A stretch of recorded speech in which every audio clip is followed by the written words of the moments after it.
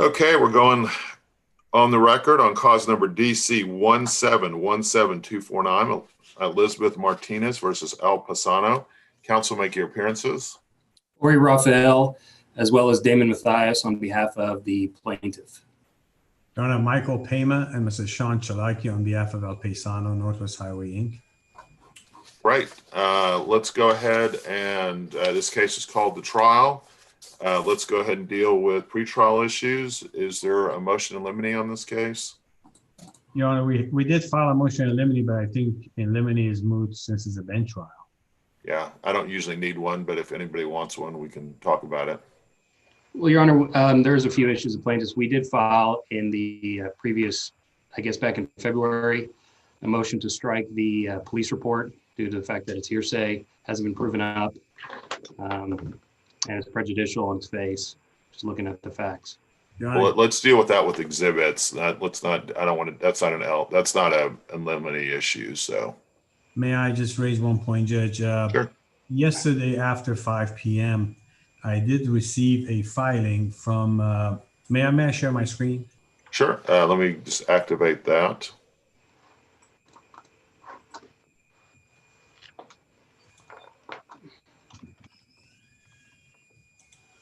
I gotta remember to turn this off. I did receive a filing from Mr. Raphael at about after 5 o'clock, after I'd left the office, where he has designated line and page numbers for the plaintiff. The deposition he's referencing is the deposition that I took, and I think it's very untimely. I did not have the chance to go through this and see and designate my own lines because this was done after 5 o'clock yesterday.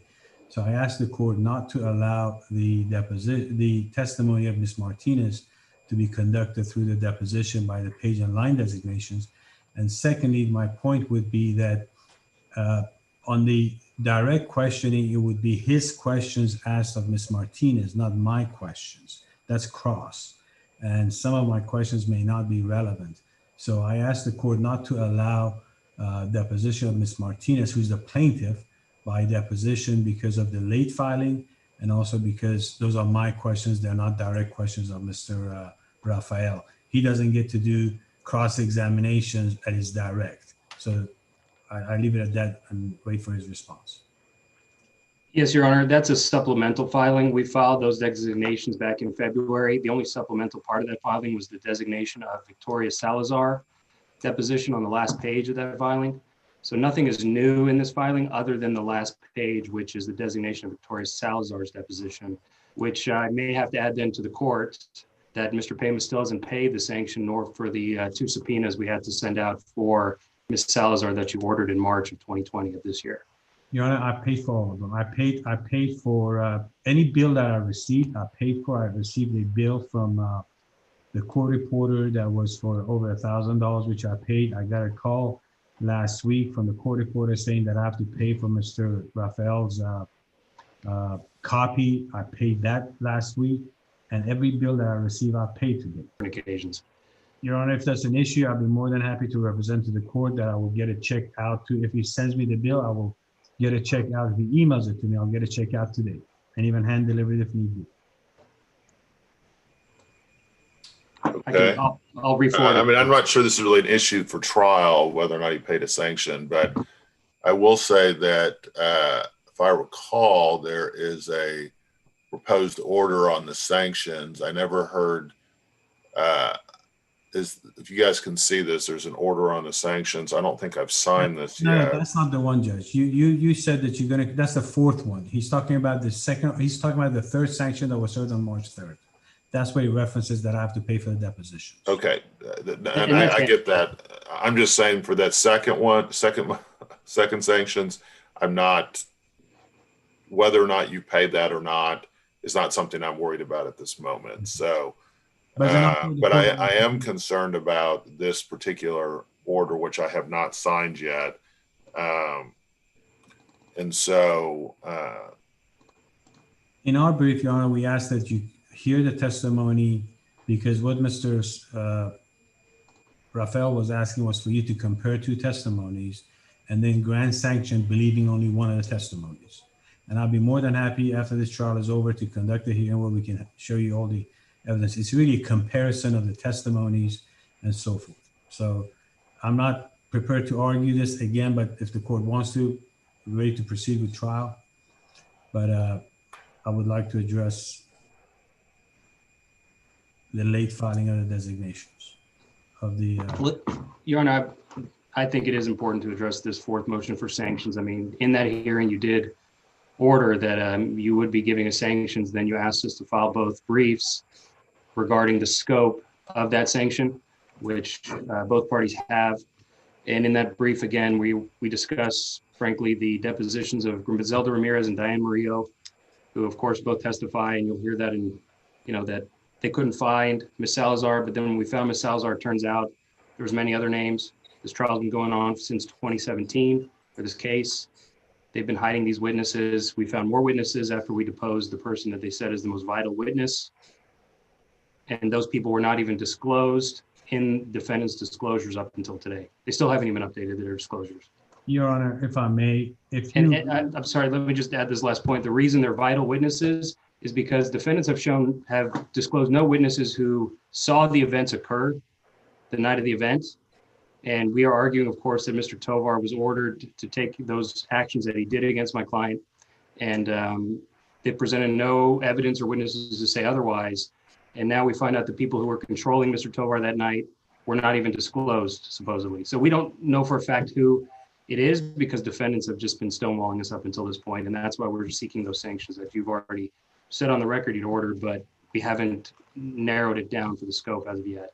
Your Honor, if I may, at the March 6th hearing, you instructed me to provide the W-2 and the 1099 of all the employees that worked there that evening. We have. That's everybody that worked. He had the name, address, and so forth since March 16th of this year. So his representation that we have not is improper.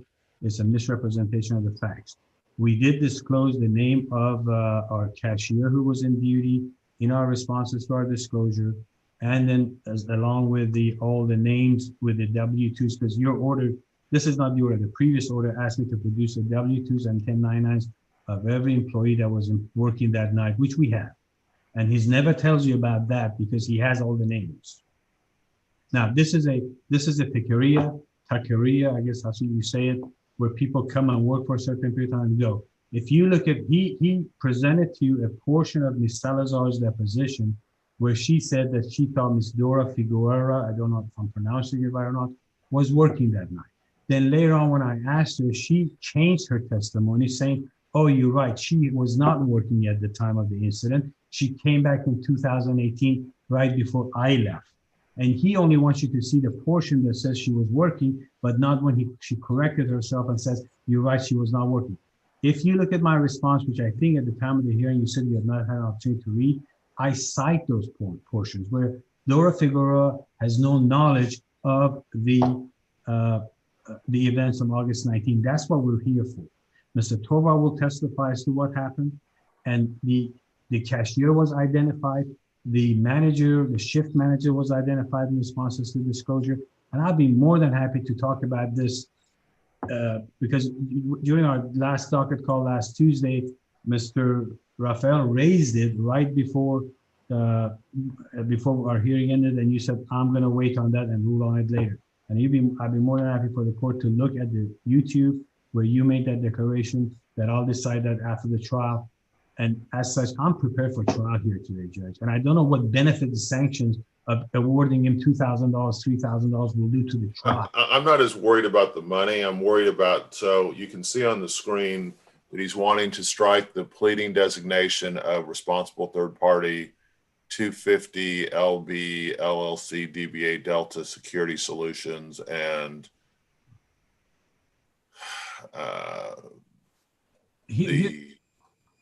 and then they declare them employees of El Pasano. Your Honor, the court cannot make a finding that's against what the facts show. That would be reversible error. I mean, even you can't sanction me by making a finding that doesn't exist.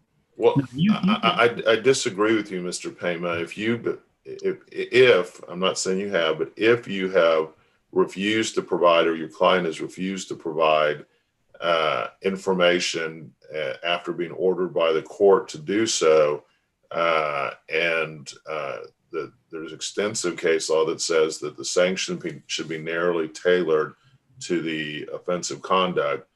And if you refuse to provide information and then you can't argue at trial something that you haven't previously disclosed. And so I do think that if you've refused to provide discovery on something after a court order, this would be an appropriate sanction. I'm not sure that that's really the case based on what you guys have said, but Your Honor, if I may, just because I'm glad you're narrowing the issue, so I don't have to be all over the place. We disclosed Mr. Tovar's name, address, and phone number in disclosure with an email and the company he worked for. Mr. Raphael last year obtained copies of and actually sued them back in March of last year. So he knew who they were, the responsible third party. He knew who they were. He was in contact with them. He obtained documentation from them. His experts relied on those documentation to provide a report. Then he chose to dismiss them the day before trial that was set in February. So him saying that you did not disclose to me the name of the security guard company is improper because he sued them last year in July. So I don't know how he can, on one hand, tell you I hid stuff from him, but yet. But I don't think it's the issue of did you hide him, but did you hide information? Did your client hide information about who hired him, what the nature of the relationship was between the security company and the defendant? I think that's the issue, right? If I may, Your Honor, can I just share my screen? Last very quick point, because we've already argued this point. Your Honor, may I? Yeah. Ask me the question, I'll be more than happy to answer. My client. This again, Your Honor, this is the contract that defendants said they never had with Delta Security. I'm just scrolling to the top. This is Delta Security Guard agreement that they never said they had. It's signed by Dora Figueroa. The owner of the restaurant and their corporate representative both said that only Victoria Salazar signed these documents, was responsible for security, controlling them. Ms. Salazar testified that she believed Ms. Figueroa was responsible for security and furthermore may have been the manager the night of the events that occurred that bring us here today. And to date, after even being caught with this twice, defendants still have not even disclosed Ms. Figueroa and are arguing points as if they've been speaking to her, knowing where she is, if she's been working and not working, but haven't even given us that information in writing or via discovery, just taking the word of Ms. Salazar, who Ms. Payne is now calling a liar. So we keep going around in these circles. We've been on this issue many a time, Your Honor, but again, the whole point is, did they control Mr. Tovar? And if anyone would testify to that, it'd be Dora Figueroa and the person who was responsible for security that they all testified they didn't even know existed. And then their secret witness that they were hiding and suing, Ms. Salazar said it's her. May I respond, Your Honor? Yes. Again, he says he believes. Ms. Figueroa did sign this contract, but if you look at the date, it's for more than a year before the incident. Ms. Salazar testified that at the time of the incident, Ms. Figueroa had left the business. She was no longer working for El Paisano. So she was not the night manager at that time. Then I gave her the name of the individual that we had identified. I said, was she the one? She said, oh yeah, you're right, because Figueroa came back right before I left in 2018, about 6 months after the incident. So he is asking you to compare my client's testimony where she said, I told Vicky Salazar to hire security, and to her understanding, Vicky Salazar hired security, to Vicky Salazar saying that Figueroa hired the security. Even Salazar testified that Griselda Ramirez told me and the other cashiers to hire security. Now, I beg the court again to listen to the testimony of Mr. Tovar and see what has happened. Now, if the court feels like the designation may be a proper form of sanctions, that's up to the court to decide. But I think once you listen to the testimony of Ms. Martinez, you listen to the testimony of Mr. Tovar and all the other people that are going to testify, you'll understand that this is nothing more than a cat and mouse game that Mr. Raphael is playing. He wants to even start the trial by shedding a bad light on me. We're here for trial.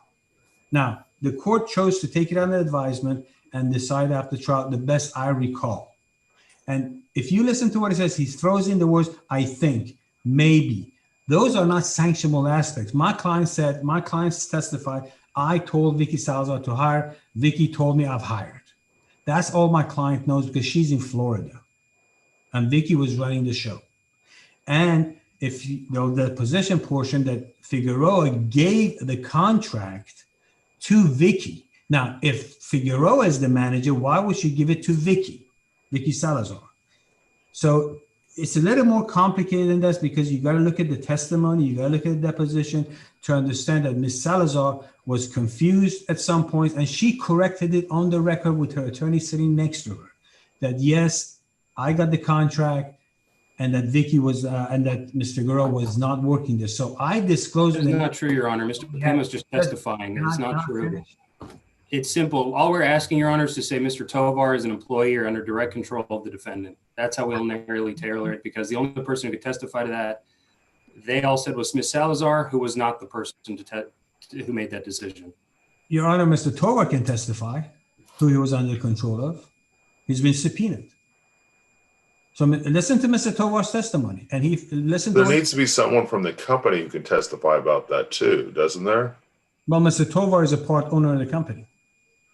Of El Pasano? No, of the security guard company. No, I mean somebody with El Pasano. Sure. My clients, my corporate director will testify. They've testified on the record, Your Honor, that there was Vicky Salazar who was responsible for everything, who they couldn't find, but was suing for 2 years. I don't understand. It goes in circles and circles. Judge, they were Ms. Salazar, blame Ms. Salazar. They got caught hiding her, and Ms. Salazar told us the truth. And sir, Mr. Tovar was their employee. He was working for them. Sir, Ms. Salazar testified that they did not control it. So I beg the court to read it before you sanction my client on their affirmative defense and the court's previous ruling. Read what Ms. Salazar says. She says, we did not control the security guard company. He doesn't want to tell you that, but he just wants you to take his word for it. I beg the court to look at the testimony and see if Ms. Salazar says we control the security. Have you provided me the entire depositions that I need to look at for this? I don't think either side has. Either side has cherry-picked the portions the court wants to see. So he produced some portion, but I'd be more than happy to bring a copy to the court or email one to the court. Your Honor, as Ms. Pinson asked us to do, we brought the entire trial notebook from last time. All we added was the entire deposition of Ms. Salazar. That's also in the trial notebook. And I have no problem with the court looking at it. May I get my copy, Judge? Yeah, give me a second.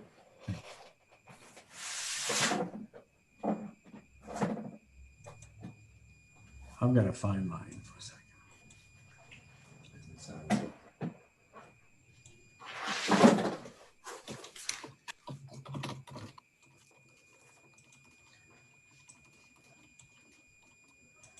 And Your Honor, before we go anything, last time during that hearing, my connection was lost. We have a major construction about 3 doors down from our office. So in case it gets lost, can I ask the court to stop and allow me to find a way to back on? I will contact you immediately. Page 30, line 3. So I see plaintiff's trial notebook. I have it right here, and it has a supplemental designation of deposition testimony. Is that what I need to be looking at? Say that again, Your Honor. The supplemental designation is we're designating that portion of the testimony, but we did put in the entire notebook Ms. Salazar's deposition. And again, in that deposition, I mean, we can have that hearing from the sanctions motion back in November, but I mean, it's very clear what she testifies to. But she was let me just put this way, and you can, if you want to watch the video, we can play the video, but she testifies she was a daytime manager at 2903 Lombardi, the separate restaurant next door, that the nighttime manager of 2911 was responsible for controlling security. That manager was Dora Figueroa. The person who signed this contract and was never disclosed by defendant was Dora Figueroa. Defendants have still not disclosed her. And they're going to sit there and say that Ms. Salazar has no credibility, but then also tell you to take her word. Then they're going to say that their clients will testify to, but their clients have testified up until today that Ms. Salazar was responsible and they could not find her. Yet again, we found out that they were suing her and have been suing her, and it's still an open case. and we're easily able to find her. Your Honor, I was with the sanction order back in March of this year. Your Honor, can you ask him what request he's talking about where he asked me to provide Ms. Figueroa's name? Because it would be in disclosure. It says people with knowledge of relevant fact. Is relevant facts hiring us? This is all about a security company and a security guard who attacked a woman. The person who brought in the security guard should be a relevant witness, Your Honor. But your position is that that company was not even our security guard company on the day of the incident. It's not even Delta. She was still there. Dora Figueroa was a nighttime manager, according to Ms. Salazar, the witness that you said knew everything. Okay, so let me just say this. I don't see in that, I have two notebooks that were provided to me. One is plaintiff's trial notebook that has tabs 1 through 5 in it. Okay, I see. So that you've included, is that 5K is the deposition transcript of Elizabeth Martinez? Let me pull that up right now, Your Honor.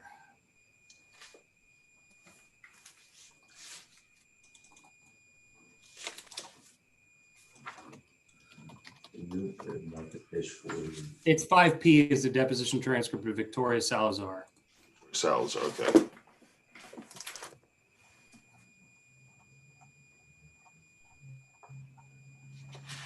I mean, I have it on video. We can play her entire deposition. No, I prefer not. So why don't we, so you want me to read this entire deposition? Is that what you want, Mr. Pema? No, Your Honor. I'm just saying that if you allow me to point out the portions that negate what he says, I'd be more than happy to point them out to you. Okay, I have it right here. What pages? If you look at page 20, Your Honor. Okay. Line 20, I believe. No, page 20, line 7 to 21. Let me know when you're there, Your Honor. I have it. The question, so whenever a cashier was on staff, whenever a cashier was on duty, they were the manager in charge, correct? When they were on duty. The cashier who did not report, the cashiers who did they report to directly? Griselda, the owner, or to me? So all the cashiers are reporting to her. Next question, the ones who reported to you, were they at 2903 or 2911? Both. Okay, what did the cashiers report to you? One line out of a... Let me, Judge, Let him finish. the next question is, okay, what did the cashiers report to you for? If it was a small problem, they would communicate it to me, but if it was a large problem like this city, they would communicate to Griselda. That's where she says that all the cashiers are reporting to her. That makes her the manager. The next one, Your Honor, is on page 48, line 18. May I begin? Go ahead. When you wrote the paychecks and the bills, would you write them for both locations? Yes. Out of the same account? Yes. So both. Wait, what page are you on again? Page 48, line 18? I believe it's line 18, but are you, okay. Line 18 begins, but I'm trying to fill in some holes. So Yes, okay. So I'm going to jump around, so I'm trying to move quickly. The two El Paisanos that Mr. Rafael showed you the picture of that he called the blue and the white ones. Do you remember that picture? Yes. When you wrote the paychecks and the bills, would you write them for both locations? Yes. Out of the same account? Yes. So both these locations, even though they may be divided by the tax office, in between, they're actually one business. Would you agree with that? That's true. So even though they're physically separated by a couple of walls, there's actually one business there. Exactly. Next one, Your Honor. It goes to page 29. Your Honor, I take issue with this because we've done this twice already, and I have 40 pages of testimony that contradicts these 3 or 4 lines that he's going to pull out. That's my point, Judge.